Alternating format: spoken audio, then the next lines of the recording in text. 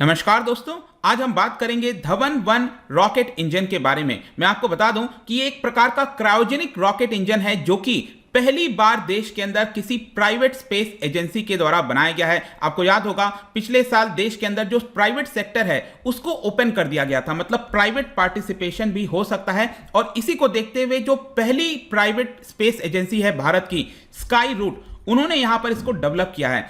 साथ ही साथ आपको यह भी पता होना चाहिए थोड़ा सा कि भारत के अंदर जो स्पेस एजेंसी है इसरो, उन्होंने बहुत वर्षों तक कोशिश किया था, तब जाकर क्रायोजेनिक रॉकेट इंजन हमारे पास आया था। क्योंकि आपको याद होगा 1990s में जब रशिया यूएसएसआर हमें यह इंजन दे रहा था, तब यहां पर यूएस के प्रेशर में आकर रशिया ने इसको स्टॉप कर दिया था। तो फाइनली हमारे देश के अंदर खुद से इसरो ने इस चीज को डेवलप किया था। लेकिन फाइनली आप कह सकते हो कि जैसे जैसे चीजें ओपन होती जा रही हैं, देश के अंदर जो प्राइवेट पार्टिसिपेशन हो, चाहे स्पेस सेक्टर हो, बाकी के सेक्टर्स हो, उसमें यहां पर आपको योगदान देखने को मिलेगा। और ये आप न्यूज देख सकते हो, Hyderabad startup develops Nations first fully cryogenic rocket engine. तो एक बहुत बड़ी बात है, इसको हम डिटेल से समझेंगे कि एग्जैक्टली इसमें है क्या क्या खास बात है, और खासकर इसके अंदर ग्रीन फ्यूल की बात कही जा रही है। तो जो नॉर्मल क्रायोजेनिक रॉकेट इंजन होता है उसमें जो फ्यूल यूज किया जाता है उससे ये कितना डिफरेंट है वो भी मैं आपको बताऊंगा। काफी कुछ जानने को है, लेकिन उसके पहले अगर आप यूपीएससी या फिर किसी भी एग्जाम की तैयारी कर रहे हैं तो आप हमारे ऐप को डाउनलोड कर सकते हैं या फिर study.iq.com विजिट कर सकते हैं। और अगर आप एमसीक्यूज अटेम्प्ट करना चाहते हैं तो आप मेरे इंस्टाग्राम पेज पे जाके जो स्टोरीज हैं वहां से इसको अटेम्प्ट कर पाएंगे। तो चलिए सबसे पहले हम देखेंगे एग्जैक्टली हो क्या रहा है, हम इसकी चर्चा क्यों कर रहे हैं। एक तो चीज आपको यह पता होना चाहिए कि पूरे विश्व में अगर आप देखोगे बहुत ही कुछ ऐसे देश हैं, चुनिंदा ऐसे देश हैं जैसे US, Russia, China, Europe, Japan और अब भारत जो है, जिनके पास इस तरह की टेक्नोलॉजी है जिसको हम क्रायोजेनिक स्पेस टेक्नोलॉजी कहते हैं। इसको मैं आपको आगे डिटेल से समझाऊंगा कि क्रायोजेनिक का मतलब क्या है। लेकिन हमारे देश का खुद का जो स्पेस टेक स्टार्टअप है स्काई रूट एरोस्पेस, जो कि 2018 में वैसे बनाया गया था, लेकिन इसका रोल काफी ज्यादा बढ़ गया, स्पेशली लास्ट ईयर जब भारत ने जो स्पेस सेक्टर है उसको ओपन कर दिया था। तो इन्होंने डेमोन्स्ट्रेट किया है, समझने की कोशिश करिए कि यहां पर जो स्काई रूट एरोस्पेस जो कंपनी है उन्होंने यहां पर क्या किया है, डेमोन्स्ट्रेट किया है क्रायोजेनिक इंजन का। अभी इसका रॉकेट के अंदर इस्तेमाल नहीं किया गया है, अभी जमीन पर ही, धरती पर ही इसको टेस्ट करके दिखाया जा रहा है कि जब हम इसको रॉकेट में फिट करेंगे तो ये सक्सेसफुली यहां पर हो जाएगा। क्योंकि उसी तरह का ट्रायल वगैरह हुआ था जिसको यहां पर इन्होंने डेमोन्स्ट्रेट करके दिखाया, वो भी मैं आपको आगे बताऊंगा। लेकिन सबसे पहले आपको समझने की आवश्यकता है कि क्रायोजेनिक का मतलब क्या होता है। What do you exactly mean by cryogenics. देखो, क्रायोजेनिक्स एक प्रकार की स्टडी है जहां पर जो मटेरियल्स होते हैं, जैसे कि हम बात करें यहां पर लिक्विड ऑक्सीजन की, लिक्विड हाइड्रोजन की, उसको स्टडी किया जाता है at a very low temperature. जैसे कि यहां पर 150 डिग्री सेल्सियस से नीचे का जो टेम्परेचर होता है उसमें इस तरह के मटेरियल को स्टडी किया जाता है और देखा जाता है कि क्या ये जो हेवियर ऑब्जेक्ट्स होते हैं, जो सैटेलाइट हो गए, बहुत हैवी सैटेलाइट होते हैं, क्या हम उसको स्पेस में लिफ्ट करके प्लेस कर सकते हैं कि नहीं। तो इसके बारे में जो स्टडी होती है उसको हम क्रायोजेनिक कहते हैं। और जहां तक क्रायोजेनिक इंजन की बात है या फिर क्रायोजेनिक स्टेज आप कह सकते हो, जैसे कि आप इस पर्टिकुलर पिक्चर में देख सकते हो कि यहां पर जो रॉकेट होता है उसके कई स्टेजेस आप सुनते होंगे। जैसे कि पहला स्टेज यहां पर होता है कि जो सॉलिड रॉकेट बूस्टर्स होते हैं, जैसे ही आपको पता होगा कि रॉकेट लिफ्ट होता है तो पहला काम यहां पर जो सॉलिड रॉकेट बूस्टर्स हैं उनका होता है, जो कि पुश करते हैं रॉकेट को लिफ्ट करने के लिए। इसके बाद सेकंड स्टेज होता है जिसको हम यहां पर लिक्विड स्टेज कह सकते हैं, ये वाला स्टेज। और ऊपर आप देखोगे तो यहां पर ये है आपका क्रायोजेनिक स्टेज। तो क्रायोजेनिक स्टेज इसलिए इंपॉर्टेंट होता है क्योंकि जब ये स्पेस में जाता है तो यहां पर कम फ्यूल का इस्तेमाल करने के बावजूद ये लंबे समय तक एक प्रकार से रॉकेट को सपोर्ट कर सकता है। आप सोच के देखिए, अगर आप इसको, जैसे कि ऑक्सीजन हो गया, ऑक्सीजन की आवश्यकता पड़ेगी तभी आपको फ्यूल जो बूस्टर है वो मिल पाएगा। तो जो ऑक्सीजन है, हाइड्रोजन है, आप उसको गैसियस फॉर्म में ले जाओगे तो बड़ी मात्रा में आप फ्यूल को नहीं ले जा सकते हो। इसीलिए इसको लोअर टेम्परेचर करके, मतलब कि 150 डिग्री सेल्सियस, जैसे कि यहां पर बताया जाता है लिक्विड ऑक्सीजन को 183 डिग्री सेल्सियस में, और जो लिक्विड हाइड्रोजन है वो -253 डिग्री सेल्सियस, ये रेस्पेक्टिव टेम्परेचर होता है ताकि ये लिक्विड फॉर्म में हो जाए। और जब ये लिक्विड फॉर्म में हो जाएगा तो आप बड़ी मात्रा में इसको स्पेस में ले जा सकते हो और लंबे समय तक रॉकेट को आप इसको इस्तेमाल कर पाओगे। तो यही मेन कारण है जिसकी वजह से क्रायोजेनिक स्टेज जो है वो बहुत इंपॉर्टेंट होता है और इतना आसान नहीं है इसको डेवलप करना। तो इसी की वजह से यहां पर जो क्रायोजेनिक स्टेज है, जब ये प्रोमिनेंस में आया, इसकी वजह से जो हेवियर रॉकेट्स होते हैं उसको हम स्पेस में ले जाने लग गए।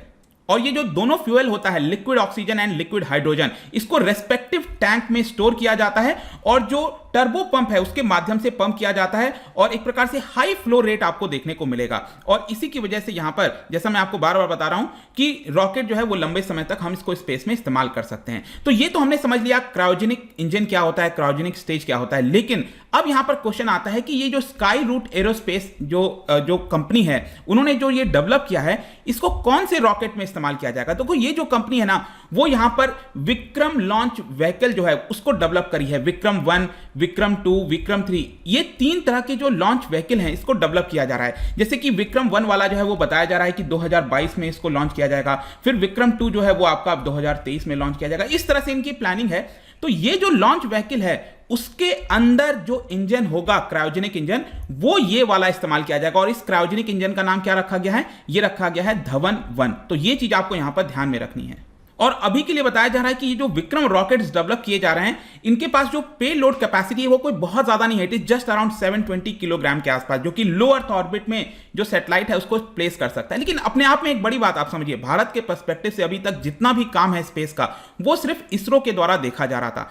और ये एक बहुत ही लंबा गैप होता है। यहाँ पर कोई भी प्राइवेट कंपनी आती है उसमें उसको बहुत ज्यादा एक्सपीरियंस चाहिए होता है, लंबा वक्त लग जाता है। लेकिन यहाँ पर इसरो जो है वो सपोर्ट करने के लिए तैयार है प्राइवेट कंपनीज को। अब ये भी क्वेश्चन आएगा कि ये जो धवन 1 क्रायोजेनिक रॉकेट इंजन है इसको किस तरह से डेवलप किया गया था। देखिए कंपनी के द्वारा बताया गया है कि हमने 3D प्रिंटिंग के माध्यम से इसको पूरी तरह से डेवलप किया है और खासकर इसके अंदर जो सुपर अलॉय है उसका इस्तेमाल किया गया, उस मटेरियल का इस्तेमाल किया गया है, जिसकी वजह से बताया जा रहा है कि जो मैन्युफैक्चरिंग टाइम है उसमें 95% की कमी आई है। मतलब जिस मटेरियल का इस्तेमाल किया गया है उसकी वजह से इसको मैन्युफैक्चर करने में बहुत कम समय लगा है। और इसी की वजह से आप देखोगे जो को फाउंडर हैं उनके द्वारा बयान आया है कि एक बहुत बड़ा माइलस्टोन है जिसको पूरे कंपनी ने डेमोन्स्ट्रेट करके दिखाया है और पहले अटेम्प्ट में करके दिखाया है। ये इसमें खास बात है। जहां तक इसके पूरे टेस्ट की बात है तो यहां पर बताया जा रहा है कि इस कंपनी का एक फैसिलिटी है नागपुर के अंदर, प्रोपल्शन टेस्ट फैसिलिटी है, वहां पर इन्होंने इसको टेस्ट करके दिखाया और 20 सेकंड तक ये जो क्रायोजेनिक इंजन है वो यहां पर चला था 20 सेकंड तक। आगे चलकर और भी टेस्ट किए जाएंगे और फाइनली विक्रम रॉकेट के अंदर इसको लॉन्च किया जाएगा। और साथ ही साथ इसमें यह भी बताया गया है कि करीब 20 रॉकेट इंजीनियर्स जो हैं वो पिछले 2 वर्ष से लगे हुए थे इसको डेवलप करने के लिए। और जब इसकी टेस्टिंग की गई तो बताया गया कि इसमें जो इंजन को स्टार्ट करना हो गया, शट ऑफ करना हो गया या फिर जितनी भी चीजें हैं, चाहे कंबस्शन हो गया, प्रेशर हो गया रॉकेट का, ये सारी चीजें बहुत ही कंट्रोल्ड थी, स्टडी थी। मतलब एक प्रकार से सक्सेसफुली इसको यहां पर फाइनली लॉन्च कर दिया गया है। और कंपनी के लिए खास बात यह है, जैसे मैंने आपको स्टार्टिंग में बताया था कि सिर्फ 6 ऐसे देश हैं जैसे US, China, Russia, France, Japan और इंडिया, यही 6 ऐसे देश हैं जिन्होंने इसको सक्सेसफुली टेस्ट करके दिखाया है। और प्राइवेट कंपनीज में आप देखिए तो सिर्फ 2 प्राइवेट कंपनीज हैं, एक तो अमेरिकन ब्लू ऑरिजिन और यूरोपियन एयर एंड स्पेस। यही 2 प्राइवेट एजेंसी है जिनके पास क्रायोजेनिक इंजन की जो फैसिलिटी है वो आपको देखने को मिलेगी। इसके अलावा मैं आपको एक और इंपॉर्टेंट चीज बताता हूं कि इस क्रायोजेनिक इंजन के अंदर जो फ्यूल है, जो फ्यूल इस्तेमाल किया गया है वो ग्रीन फ्यूल बताया जा रहा है। क्यों? जैसे याद होगा आपको, मैंने क्रायोजेनिक इंजन के अंदर 2 फ्यूल बताया था, एक तो था लिक्विड ऑक्सीजन और लिक्विड हाइड्रोजन। लेकिन जो स्काई रूट ने डेवलप किया है Dhawan 1 cryogenic space engine, rocket engine, उसके अंदर यहां पर लिक्विड नेचुरल गैस का इस्तेमाल किया गया और लिक्विड ऑक्सीजन का, मतलब कि जो लिक्विड हाइड्रोजन होता है उसका इस्तेमाल इनके द्वारा नहीं किया गया है। तो इसमें आपको बहुत इंपॉर्टेंट चीज ध्यान रखना है कि लिक्विड नेचुरल गैस का इस्तेमाल किया गया है और लिक्विड ऑक्सीजन का इस्तेमाल किया गया है यहां पर। और इसीलिए बताया जा रहा है कि जो लिक्विड नेचुरल गैस होता है उसके अंदर 90% से ज्यादा आपको मीथेन देखने को मिलेगा और इसीलिए इसको फ्यूचर ऑफ रॉकेट फ्यूल भी बताया जाता है। और बहुत ही कम ऐसी कंपनीज हैं जिन्होंने ये वाली टेक्नोलॉजी अपनाई है, मतलब कि इस तरह से करके दिखाया जिसको ग्रीन फ्यूल बोला जाए यहां पर। और ये काफी हाई परफॉर्मेंस देता है, लो कॉस्ट भी होता है और ग्रीन तो होता ही होता है। अब क्वेश्चन आता है कि यहां पर आगे क्या होने वाला है। ये सारी चीजें तो हो गई हैं। देखिए अब यहां पर जो कंपनी है वो अपना पे लोड बढ़ाने की कोशिश करेगी, मतलब ये जो इंजन है इसको और बड़ा करने की कोशिश करेगी ताकि आगे चलकर विक्रम 2 हो गया, विक्रम 3 हो गया, वहां पर हैवी पेलोड के जो सैटेलाइट हैं उसको यहां पर लॉन्च किया जा सके। इसके अलावा आपको एक और अपडेट दे दूं कि पिछले साल की बात है, दिसंबर में इसी कंपनी के द्वारा, स्काई रूट कंपनी के द्वारा कलाम 5 सॉलिड प्रोपल्शन रॉकेट इंजन, इसको भी सक्सेसफुली यहां पर टेस्ट किया गया था। इसके अलावा अभी इनके द्वारा बताया जा रहा है कि बहुत सारी फंडिंग जुटाई जा रही है। पिछले साल, इसी साल आई थिंक $11 मिलियन की फंडिंग इनके द्वारा जुटाई गई थी। आगे चलकर प्लान है कि $40 मिलियन और फंडिंग इस कंपनी के द्वारा यहां पर लाई जाएगी। तो ये पूरा वीडियो था रिगार्डिंग धवन 1 के बारे में। आई होप कि हर एक चीज इससे रिलेटेड आपको पता चल गया होगा। जाने से पहले एक इंटरेस्टिंग क्वेश्चन आपके लिए, क्या बता सकते हो कि जितने भी सैटेलाइट्स होते हैं आपके, जो सैटेलाइट लॉन्च किया जाता है, उसको पृथ्वी की जो एटमॉस्फेयर है उसके आउटसाइड क्यों यहां पर हम लॉन्च करते हैं, क्यों नहीं हम एटमॉस्फेयर में भी लॉन्च कर पाते हैं। यहां पर 4 ऑप्शन है, इसका राइट आंसर आपको पता ही है, मेरे इंस्टाग्राम पर तो मिलेगा ही।